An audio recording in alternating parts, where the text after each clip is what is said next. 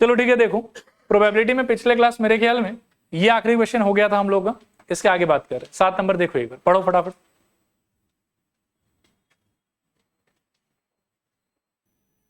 Okay, कर दें इसको डिस्कस, बहुत ही आसान है, ठीक है ना। अब पढ़े क्वेश्चन के एक एक लाइन को धीरे धीरे। इस क्वेश्चन में आपसे कहा जा रहा है कि a plays a game of tossing a coin thrice. ये आपका रैंडम एक्सपेरिमेंट हो गया। ये क्या हो गया आपका? Random experiment. और रैंडम एक्सपेरिमेंट जैसा है, can you immediately tell me कि सैंपल स्पेस क्या होगा आपका? I think yes.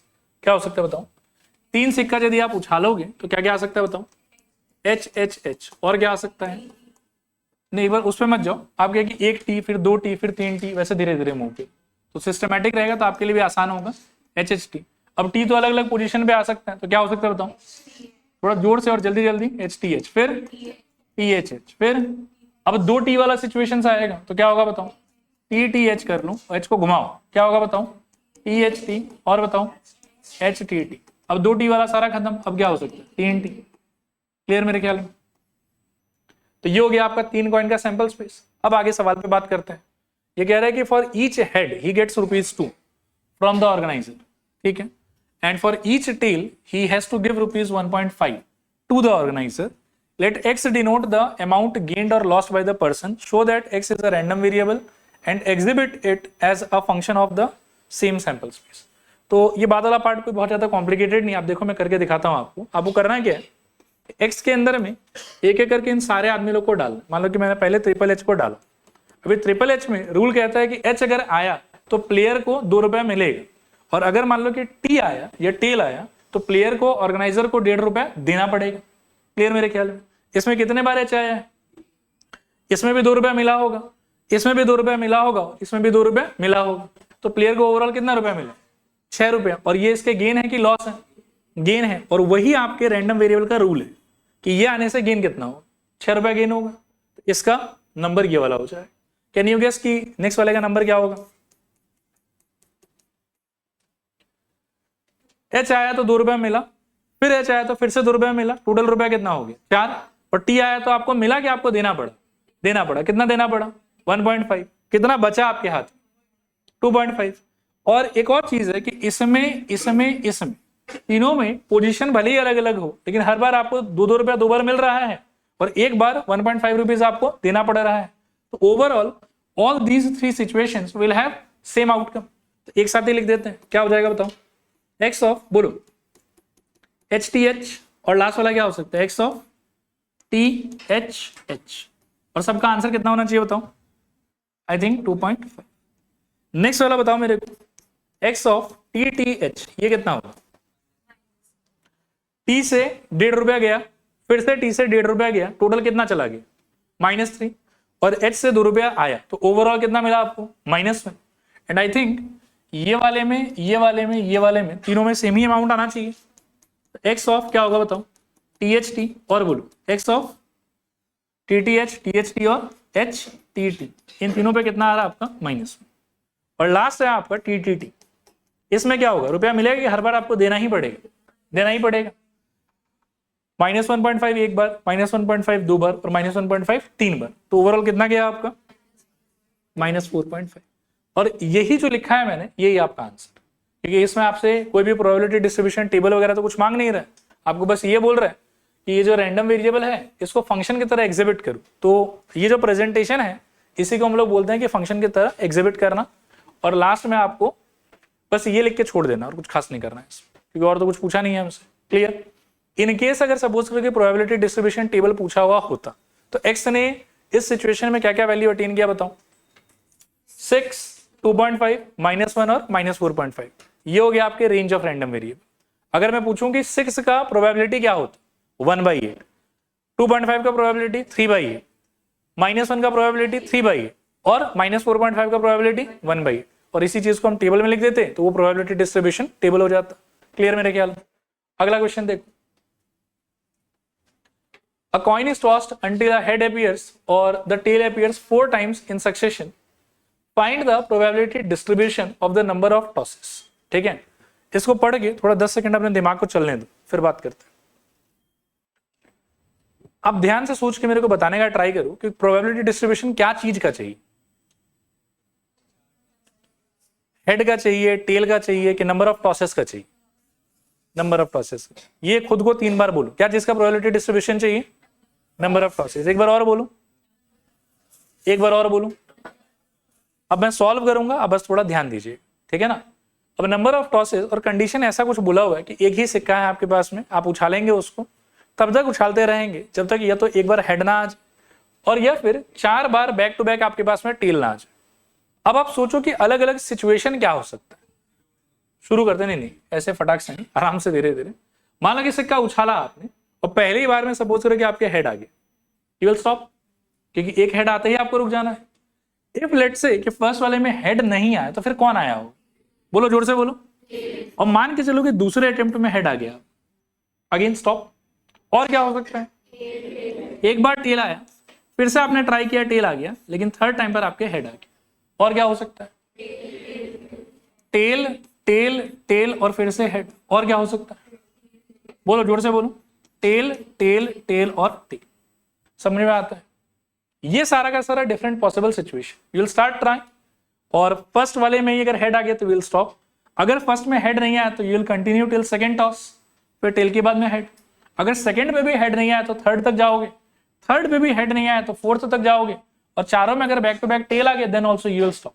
क्योंकि ऐसा नहीं कि आप वेले बैठे हैं कि बस उछालते रहोगे, ठीक है ना, दूसरा काम धंधा भी है आप। तो 4 टॉस के बाद यू डिसाइडेड कि नहीं आई विल क्विट। क्लियर? अब टेल मी कि इसमें नंबर ऑफ टॉसेस कितना है, क्योंकि ये ध्यान रखना कि आपको नंबर ऑफ टॉसेस का ही प्रोबेबिलिटी डिस्ट्रीब्यूशन निकालना था, नंबर ऑफ हेड या टेल का नहीं निकालना था, नंबर ऑफ टॉस का निकालना था। इसमें नंबर ऑफ टॉस का क्वांटिटी 1, इसमें नंबर ऑफ टॉस कितना है? बोलो, जोर से बोलो। इसमें कितना है? 3। इसमें कितना है? और इसमें भी कितना है?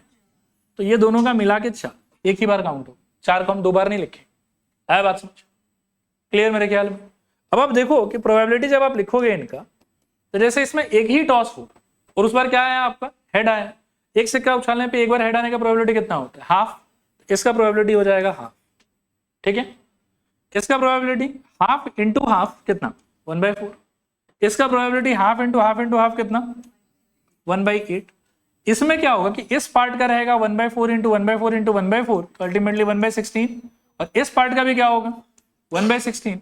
लेकिन 4 जो नंबर ऑफ टॉसेस है ना आपकी, उसके फेवर में तो ये भी है और ये भी है, तो इन दोनों का प्रोबेबिलिटी इसके लिए क्या किया जाएगा? ऐड करके लिखा जाएगा। और ऐड करके क्या मिलेगा आपको? फिर से बताऊं, 1/16 प्लस 1/16, तो ultimately that will also be 1/8। ठीक है, ये है आपका प्रोबेबिलिटी डिस्ट्रीब्यूशन। ठीक, चलो आगे चल रहे हैं फिर अगले क्वेश्चन की तरफ। एक आप नोट लिखो, नोट में लिखो, whenever we are dealing with questions of without replacement, then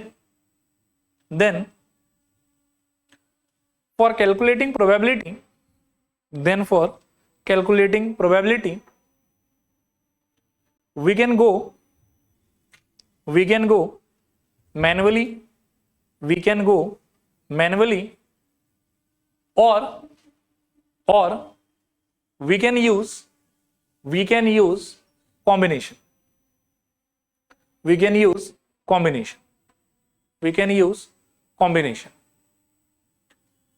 अब 2 मिनट मेरी तरफ देखो। ऐसा बहुत सारा क्वेश्चन आपको मिलेगा जिसमें बोलेगा कि एक बैग में बहुत सारा बॉल है, लाल बॉल इतना है, ब्लू बॉल इतना है, ग्रीन बॉल इतना है, आपको उसमें से 3 बॉल निकाल, and what is the probability distribution कि जो बॉल आप निकालेंगे वो एक रेड बॉल हो। ऐसा कुछ भी उल्टा पुल्टा आ सकता है। तो कभी भी अगर ऐसा ड्रॉइंग का क्वेश्चन आए जिसमें आपका जो ड्रॉन ऑब्जेक्ट है उसको आप निकाल के बाहर छोड़ देते हो, वापस उसमें रिप्लेस नहीं करते हो, ऐसे सवालों में आप प्रोबेबिलिटी कैलकुलेशन के लिए 2 तरीका अपना सकते हैं। Either you can go bye manual रास्ता कि इंडिविजुअली सबका कर करके देखो, और ये फिर you can go for combination. अब इसका क्या मीनिंग है वो मैं इस एग्जांपल के साथ आपको समझाने का ट्राई करूं। ठीक है, आप पढ़िए इसको। 2 cards are drawn simultaneously from a well shuffled deck of 52 playing cards. Can you tell me कि यहां पर रैंडम एक्सपेरिमेंट क्या है? Be confident and be loud. Drawing 2 cards, ये आपका काम है जो आपको करना है। ठीक है, प्रोबेबिलिटी डिस्ट्रीब्यूशन क्या चीज का मांगा है? नंबर ऑफ एसेस का। तो नंबर ऑफ एसेस क्या हो गया आपका? रैंडम वेरिएबल, ठीक है ना। रैंडम एक्सपेरिमेंट क्या हुआ? 2 कार्ड का निकालना, और रैंडम वेरिएबल क्या हुआ आपका कि कितना एस आए। क्लियर मेरे ख्याल में। अब आप कॉमन सेंस से सोच के देखो कि जब आप 2 कार्ड पक्का पक्का निकालोगे तो उसमें एस का क्वांटिटी कितना कितना हो सकता है? मिनिमम मैक्सिमम 0, 1 और 2, ठीक है। तो इसका मतलब ये हुआ कि यहां पर x इक्वल्स टू होगा नंबर ऑफ एसेस, ठीक है, और x का वैल्यू क्या हो जाएगा? 0, 1 और 2। आगे बढ़ने से पहले मैं आपसे ये जानना चाहूंगा कि x इक्वल्स टू 0 का मीनिंग क्या है, बताऊं। अगर सिर्फ ऐसा बोलते हो ना कि सर एक भी ए से नहीं आया, आई विल से कि दैट इज इनकम्प्लीट, उससे आपको पूरा जानकारी नहीं मिल रहा। आपको बोलना चाहिए कि 2 कार्ड निकाला लेकिन उस 2 में एक भी एस नहीं है। बोलो, फिर से बोलो। 2 कार्ड निकाला, उसमें एक भी एस नहीं आया। आया बात समझ? लेकिन 2 कार्ड तो निकला है पक्का। अब आप देखो कि x इक्वल्स टू 0 का जो प्रोबेबिलिटी है उसका मैं आपको 2 तरीका दिखाऊंगा, ठीक है। x इक्वल्स टू 0 आप इसको मैन्युअली भी कर सकते हैं। अगर आपको एक भी एस नहीं चाहिए, मतलब पहला वाला कार्ड भी एस नहीं होना चाहिए और दूसरा वाला कार्ड भी एस नहीं होना चाहिए, फिजिकली अगर आप लिखेंगे तो you will write it like this, a bar into a bar. Is that okay? And you will solve it like this. A bar का मतलब हो गया कि ए नहीं चाहिए मेरे को। How many non ace cards are there? 48। So पहले वाले का प्रोबेबिलिटी कितना हो जाएगा? 48/52। अब मान लो कि फर्स्ट वाले में जो कार्ड निकला दैट वाज नॉन एस और आपने तो उसको बाहर छोड़ दिया। Now try to tell me कि एक कार्ड बाहर छोड़ने के बाद में जो कि पक्का पक्का नॉन एस है, what is the composition of the deck? 51 cards total और नॉन एस कितना है उसमें? 47। एस कितना है उसमें? अभी भी 4। आया बात समझ? तो अगला कार्ड अगर आप नॉन एस चाहते हो तो total card is 51 and non ace cards are 47। So मेरे को बगल में क्या लिखना चाहिए बताओ? Into 47/52, sorry 51। ये इसका प्रोबेबिलिटी होगी। इसी चीज को आप दूसरे तरीके से कैसे कर सकते हो? देखो, probability of x equals to 0। आप कार्ड कितना ड्रॉ कर रहे थे? बोलो, जोर से बोलो। कितने कार्ड में से? 52 में से। कितने में से? 52 में से। कॉम्बिनेशन का रूल कहता है कि टोटल जितना अवेलेबल है और जितना आपको उसमें से चूज करना है उसका टोटल तरीका विल बी NCR। रिपीट करो, NCR। एक बार और बोलो, NCR। What is N here? 52। What is R here? 2. So total number of ways of drawing 2 cards will be 52C2. If you want 0 ace in your 2 cards, तो आपको ऊपर favourable अगर चाहिए तो आपको एस निकालना है कि नॉन एस निकालना है? नॉन एस निकालना है। नॉन एस का क्वांटिटी कितना है? 48। तो ऊपर आप क्या लिखोगे? You will write 48C2। फिर अगर आपको याद हो तो मैंने सिखाया था, इसको तोड़ने का तरीका होता है 52 इंटू 51/2 इंटू 1, और इसको तोड़ने का तरीका 48 into 47/what? 2 into 1, 2 into 1, 2 into 1 गया।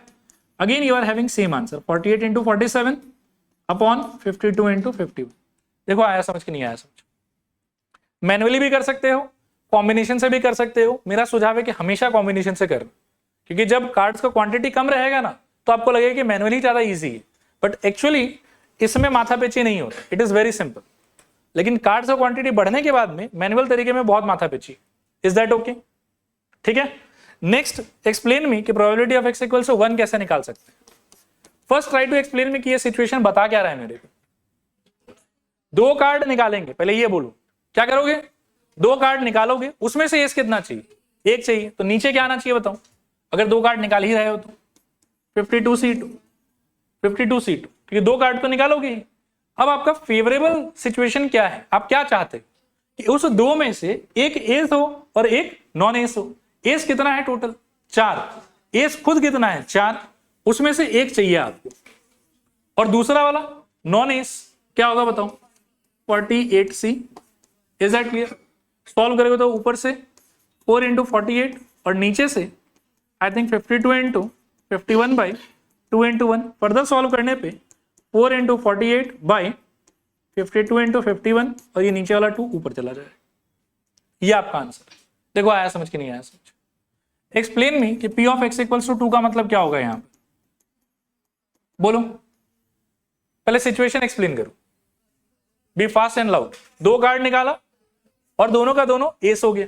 तो अभी आपका टोटल तरीका 2 कार्ड निकालने का अभी भी कितना रहेगा? 52C2। ऊपर क्या आएगा बताओ? 4C2। करेक्ट। सॉल्व करने पे 4 इंटू 3 बाई 2 इंटू 1 और नीचे 52 into 51 upon 2 into 1, 2 into 1 2 into 1 gone, so 4 into 3 by 52 into 50, ये आपका आंसर। आई होप समझ में आ रहा होगा। और इन केस अगर आपको यहाँ पर जैसे प्रोबेबिलिटी डिस्ट्रीब्यूशन मांग रहा है तो ये आपका आंसर नहीं होगा, आपको इन्हीं सारे डेटा को एक टेबल में रिप्रेजेंट कर, ठीक है, कर पाओगे ना। टेबल के पहले लाइन में क्या लिखोगे बताओ, 0 1 2, और नीचे के लाइन में 48 इंटू 47 बाई 52 इंटू 51, सेकेंड वाले में 4 इंटू 48 इंटू 2 बाई 52 इंटू 51, और लास्ट वाले में 4 इंटू 3 बाई 52 इंटू 51, ठीक है। अच्छा अगला देखो, बस 2 ही और है, कितने करना है हम लोग को, पढ़ो फटाफट बताओ। पहले ये समझाओ कि what is the random variable, what is the work that you are trying to do. पहले तो कॉम्पोजिशन बता दिया कि 10 के अंदर में 7 शायद गुड है और 3 शायद बैड, ठीक है, ये कॉम्पोजिशन बताया है आपको। आगे बोल रहा है कि sample of 2 bulbs is drawn at random, I think ये आपका वर्क है जो आप करोगे, ठीक है। फिर क्या बोल रहा है बताओ, find the probability distribution of defective bulbs, कि जो आप 2 बल्ब निकालोगे उसमें खराब कितना कितना हो सकता है। सो अगर आप 2 बल्ब निकाल रहे हो उसमें 3 बल्ब खराब था तो मिनिमम खराब का क्वांटिटी कितना हो सकता है, 0, और मैक्सिमम 2, तो x का वैल्यू क्या क्या हो सकता है बताओ, 0 1 और 2, परफेक्ट। अब एक्सप्लेन मी कि what is the meaning of px equals to 0 here. सब लोग बोलो कॉन्फिडेंटली, 2 बल्ब निकाला और उसमें एक भी खराब नहीं आया। अब इसका प्रोबेबिलिटी ढूंढते हैं, तो 10 में से यदि 2 बल्ब निकालना है तो उसका टोटल तरीका क्या हो सकता है, 10c2। आप यहां पर क्या सपना देख रहे हो, व्हाट इज योर डिजायर, कि उस 2 में एक भी डिफेक्टिव ना हो, मतलब सारा का सारा कैसा हो, अच्छा हो। अच्छा बल्ब कितना है आपके पास, 7, लेना कितना है आप, एक सेकेंड, x इक्वल टू 0, अच्छा हाँ ठीक है, सारा अच्छा ही लेना है मतलब, तो 7 में से कितना ले लोगे आप बताओ, 7c2। देखो ये समझ आया कि नहीं है, चलेगा, थोड़ा सिंप्लीफाई भी करा देता हूं। 7 इंटू कितना 6 बाई 2 इंटू 1 अपॉन में 10 इंटू 9 बाई 2 इंटू 1, 2 1 गया, 7 into 6 by I think 10 into 9, चलेगा। x इक्वल्स टू 1 का बताओ एक बार, बोलो नीचे क्या आएगा, क्योंकि अभी भी 2 बल्ब निकालना है आप, डिजायर क्या है आप कि आउट ऑफ द 2 बल्ब एक खराब और एक अच्छा हो, तो एक अच्छा ले लो 7c1 और एक खराब ले लो, क्या हो जाएगा 3c1। सॉल्व करके आंसर क्या आएगा, 7 into 3 by 10 into 9 by 2 into 1, और this is equals to ultimately 7 into, एक second, 7 into 3 into 2 by 10 into 9, और last p of x equals to 2, ये क्या होगा सोचो, नीचे क्या आएगा 10c2, ऊपर क्या आएगा, इस 2 का मतलब है कि 2 आप निकाले और दोनों आपका खराब निकले, तो खराब का क्वांटिटी कितना है टोटल 3, यहां हो जाएगा मेरे ख्याल में 3c2। सॉल्व करने पे 3 इंटू 2 बाई 10 इंटू 9 बचेगा आपके पास। ये फाइनल आंसर है कि नहीं, ये नहीं है आंसर। आप याद रखना कि आपको डिस्ट्रीब्यूशन पूछा है तो टेबल बना के वैल्यूज को उसमें डालना होगा, चलेगा। लास्ट क्वेश्चन देखो फटाफट,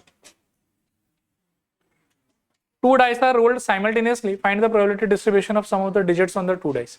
थोड़ा थोड़ा लंबा ही, अगले क्लास ही करा दो।